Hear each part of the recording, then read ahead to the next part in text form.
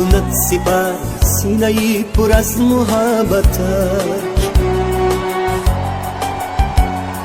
کیست آن کند ظفر در نبرد دشمنان ملتش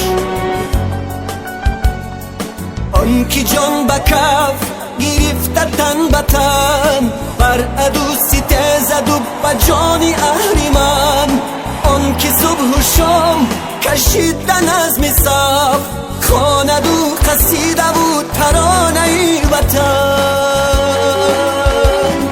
کیست سر سپرد